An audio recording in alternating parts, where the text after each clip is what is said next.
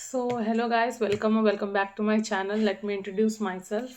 My name is Batula Sneha and जैसे आपने video के टाइटल में देख ही लिया होगा, today we are going to discuss how I wrote my answers in my masters so that which help me score 73%. So yeah video शुरू करते हैं, लेकिन वीडियो शुरू करने से पहले जो मुझे आपको बताना है, I have already cleared UGC net exam. 2 बार मैंने एग्ज़ाम दिया है, दोनों बार ही मैंने उसको क्लियर किया है. पहले इन जैन 2025 जब मैं मास्टर्स करते करते ही पीएचडी के लिए एलिजिबल हो गई थी, एंड इन जैन 2026 इस बार जब मैं असिस्टेंट प्रोफेसर के लिए क्वालिफाई हो चुकी हूँ. मैंने अपने चैनल पे यूजीसी नेट इंग्लिश लिटरेचर के लिए जो जो गाइडेंस की ज़रूरत है, माई स्ट्रैटेजी, फ्री रिसोर्सेज जहाँ से आप लोग पढ़ सकते हैं, बुक लिस्ट, कैसे नोट्स बनाना है, if you want to make digital notes वो आप कैसे बना सकते हो, पेपर 1 की तैयारी कैसे करनी है, पेपर 2 की कैसे तैयारी करनी है, टाइम मैनेजमेंट आप कैसे कर सकते हो, इस सारे टॉपिक्स के रिलेटेड मैंने वीडियोस बना रखी है. Please please go and see them if you are also planning to prepare for UGC NET, या if you are already an aspirant of UGC NET, you can go and visit and check those videos. और एक बात, मैंने अपने masters को लेके भी how I scored 73%, उसका पूरा मैंने बताया कि what are the things that you need to do in order to score well in your masters. आप वो देख सकते हो. Let's begin with our today's topic of discussion. How can we write answers so that they can fetch us good marks. तो हर दिन की तरह I am ready with my copy, आप लोग देख ही सकते हो. यहाँ पे मैंने सारे पॉइंटर्स लिख लिए that I have to discuss, और ताकि मैं कुछ भूल ना जाऊँ, ताकि कोई इंपॉर्टेंट इन्फॉर्मेशन कुछ स्किप ना हो जाए. शुरू करते हैं. तो सबसे पहले हमें 2 टाइप के आंसर करने होते हैं in our English literature exam. पहला तो है 500 मार्क्स का और दूसरा है 250 मार्क्स का. I am not talking about MCQs 1 marks वाले जो होते हैं वो नहीं. और 5 मार्क्स वाले में भी 2 तरीके के क्वेश्चंस होते हैं. एक होते हैं शॉर्ट क्वेश्चंस और एक होता है आरटीसी के लिए अलग एक सेपरेट वीडियो बनेगा, क्योंकि वो बहुत लंबा डिस्कशन है, वो यहाँ पे नहीं. लेकिन ऑब्वियसली ये 10 मार्क्स का या 15 मार्क्स का जो 500 वर्ड्स के लिए आता है वो हम इस वीडियो में सीखेंगे कि कैसे लिखना है उसका आंसर. एंड 5 मार्क्स वाले जो क्वेश्चंस होते हैं या 250 to 200 वर्ड्स वाले जो आंसर्स लिखने होते हैं, हमें उसके बारे में हम सीखेंगे कि उसका कैसे आपको आंसर लिखना है. तो सबसे पहले शुरू करते हैं 10 मार्क्स या 15 मार्क्स या 500 वर्ड्स वाले आंसर से पहले शुरू करते हैं. सबसे पहले you need to understand this कि we cannot write the answer like an ऐसे के तरह आप एक आंसर नहीं लिख सकते हो. ऐसे नहीं कि पूरा आपने आंसर बिना कोई पैराग्राफ चेंज किए, बिना कुछ किए आपने जस्ट शुरू किया और उसी तरह आप लिखे जा रहे हो. नहीं, आपको पैराग्राफ ब्रेक करना पड़ेगा. पैराग्राफ आप अगर ब्रेक नहीं करोगे तो पहले तो कॉपी प्रेजेंटेबल नहीं लगता है, और पैराग्राफ ब्रेक नहीं करोगे तो आंसर आप नहीं लिख पाओगे अच्छे से. जिस पैटर्न में आपको लिखना चाहिए, जो pattern will fetch you marks, उस तरह आप नहीं लिख पाओगे. पहला बात, आप ये जो अगर आप ऐसे की तरह आंसर लिखते हैं ना, पूरा बड़ा रनिंग में नहीं लिखना है आपको ऐसे, ये आदत आप बंद कर दीजिए. तो what I do, how I right my answer is, ये प्लान मेरे हर आंसर के लिए अप्लीकेबल है, चाहे वो नोवेल के लिए हो, चाहे वो ड्रामा के लिए हो, चाहे वो पोइट्री के लिए हो, चाहे वो शॉर्ट स्टोरी के लिए हो. क्रिटिसिज्म थ्योरी वो अलग सेपरेट डिस्कशन है, उसके लिए अलग वीडियो बनेगा. लेकिन इन 4 चीज़ों के लिए, शॉर्ट स्टोरी, नोवेल, ड्रामा और पोइट्री, इन चारों का अगर कहीं से भी 500 या 400 मार्क्स का क्वेश्चन पूछा जाता है, this pattern will be applicable to each one of them. हर जगह आप इसको अप्लाई कर सकते हो. ओके, सो पहले तो I break my answer into 9 paragraphs और इफ नॉट पॉसिबल 8 पैराग्राफ्स. इतना तो रखना ही है, इसके नीचे नहीं, मत करना इसके नीचे, ठीक है. And each paragraph will B approx 60 to 70 words. उस हिसाब से आपका थोड़ा 19-20 होते होते भी 500 वर्ड्स तक आप पहुंच जाओगे. वो 60-65 एक पैराग्राफ उतने वर्ड का तो होता ही है. हाँ, अब when you divide your answer into 9 paragraphs, each paragraph is of 60-65 words. अब उसमें कैसे आपको अरेंज करना है, in the very first paragraph you will introduce एक जनरल इंट्रोडक्शन होगा. ठीक है, generally you will introduce the topic. If you are reading a question, उसका जो जनरल इंट्रोडक्शन हो सकता है आप वो लिखोगे वहाँ पे, ठीक है। उसके बाद आपको मूव करना है सेकेंड पैराग्राफ में, जहाँ पे आपका राइटर का इंट्रोडक्शन आएगा। लेकिन राइटर का इंट्रोडक्शन डज नॉट मीन कि आप कहीं से भी कुछ भी उठा के राइटर के बारे में लिखने लगे, नहीं। Text centric writer introduction, I repeat, text centric writer introduction. उस टेक्स्ट के लिए कैसे आप राइटर को इंट्रोड्यूस करोगे। जैसे वर्ड्सवर्थ के लिए अगर आपको वर्ड्सवर्थ का अगर डैफोडिल्स के बारे में आपको लिखना है, तो आप सिर्फ लिरिकल बैलेट्स के आसपास ही वर्ड्सवर्थ को डिस्कस करोगे। वर्ड्सवर्थ के प्रील्यूड पे आप नहीं चले जाओगे, या वर्ड्सवर्थ के आप कोई ऐसे जगह पे, या वर्ड्सवर्थ का जो कुछ ड्रामा है वर्ड्सवर्थ का, वो आप डिस्कस करने नहीं लगोगे। माइनर चीज़ें, मेजर चीज़ें आपको अरेंज करके लिखनी पड़ेगी। ऐसे नहीं कि आप कुछ भी उठा के लिखने लगो। या फिर सबसे बेस्ट है विकिपीडिया का जो पहला पैराग्राफ है, प्रेफरेबली आप अगर उसको बैठा सकते हो, उसमें थोड़ा सा चेंजेस कर सकते हो अपने क्वेश्चन के हिसाब से, तो that will serve the purpose. मैं वही करती थी, that will serve the purpose. उसके बाद थर्ड पैराग्राफ में you need to write the summary. अब वाई समरी? आप बोल सकते हो कि नहीं समरी मुझे नहीं लिखना है, I can skip the summary.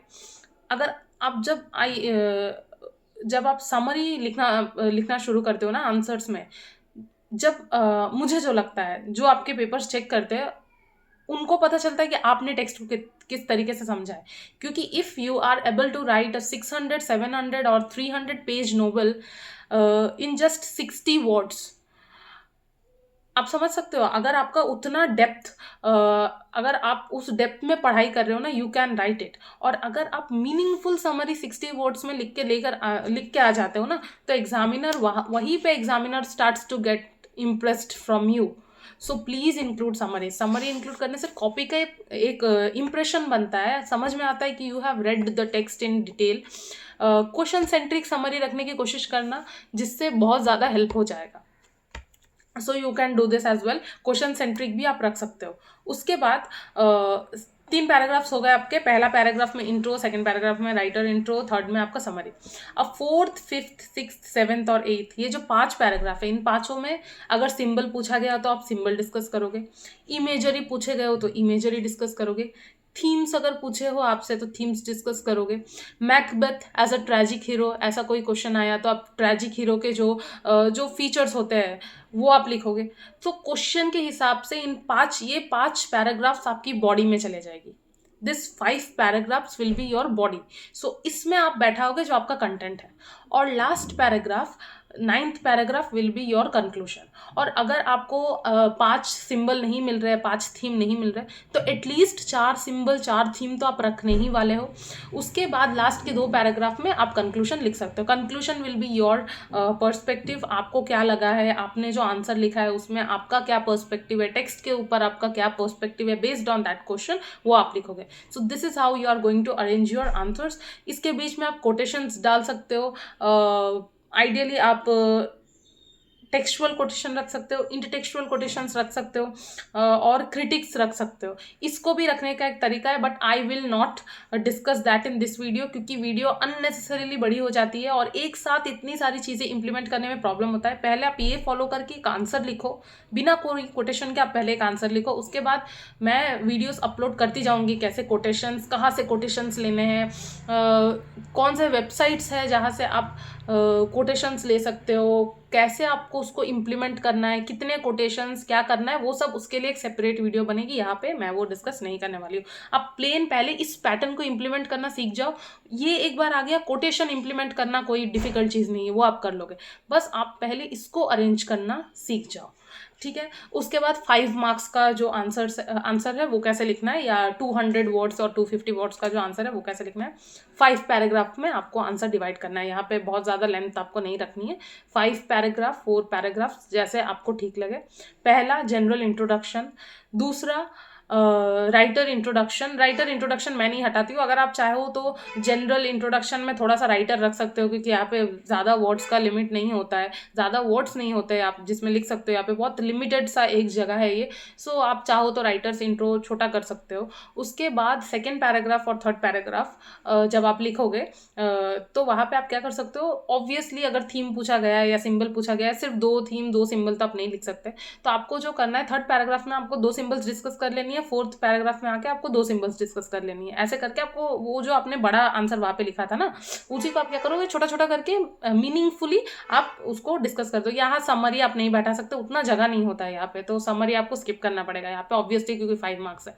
और उसके बाद कंक्लूजन। अब इसमें भी आप चाहो तो क्रिटिक वगैरह सब इंक्लूड कर सकते हो, उसका भी मैं आपको बता दूंगी उसी कोटेशन वाले वीडियो में कि यहाँ पे भी आपको क्रिटिक वगैरह कैसे पुट करना है, लेकिन यहाँ पे नहीं, ऑब्वियसली अभी मैं डिस्कस नहीं करने वाली हूँ। इसके बाद once you are able to implement this pattern, this structure, already you are ready to get marks. ठीक है, आप अगर ये करने लगो ना तो you are ready to get marks, आपको मार्क्स मिलने लगेंगे। लेकिन if you add quotations that will create an impression that you are a well read student, आप बहुत ज़्यादा पढ़ते हो, आप अलग अलग सोर्सेज से पढ़ते हो, आप इन डेप्थ पढ़ाई करते हो, आपकी एक रिसर्च स्कॉलर वाली माइंड है जहाँ पे आप बहुत लिमिट नहीं करते अपने आप को, लेकिन आप एक्सप्लोर करते हो अलग अलग पर्सपेक्टिव्स को। सो कोटेशंस ऐड करना समझदारी, विच definitely I will make a video on it. इसके साथ मैं एक और वीडियो बनाने वाली हूँ, वो है कि मैं अपने आंसर्स दिखाने वाली हूँ। इसके बाद या उसके बाद वाले वीडियो में I will show my answers, how I wrote it, for 10 marks और 15 मार्क्स, वही 500 वर्ड्स वाले, और फॉर 200 उसके लिए भी 200 to 50 वर्ड्स वाले जो आंसर, दोनों मैं आपको दिखा दूंगी। अगर एक वीडियो में पॉसिबल हुआ तो एक ही वीडियो में, अगर मैं देखूँ कि वीडियो बहुत ज़्यादा बड़ा बन रहा है तो मैं उसको 2 वीडियो में बना दूंगी, एक 10 मार्क्स वाले या 500 वर्ड्स वाले एक आंसर, और एक वो 5 मार्क्स वाले जो आंसर्स होते हैं, ये दोनों के लिए मैं I will try to fit it in 1 video. लेकिन अगर नहीं होता है तो I will make 2 separate videos. देखिए, मैं बना सकती हूँ एक ही वीडियो में, I could have told you everything, लेकिन फिर आधे घंटे का एक वीडियो बन जाएगा। वीडियो देख के ही डर लगने लगता है कि अरे बाप रे बाप, और पीपल डोंट वॉच इट, तो लॉस हो जाता है, फिर आप लोग का ही लॉस होता है। इसीलिए I give all this info in little part, so that आप उसको समझ सके, अच्छे से इम्प्लीमेंट कर सके। सबसे इंपॉर्टेंट बात, आपको डर ना लगे। लोग पहले ही डर जाते हैं, डरने वाली कोई सीन नहीं है यहाँ पे डरने वाला।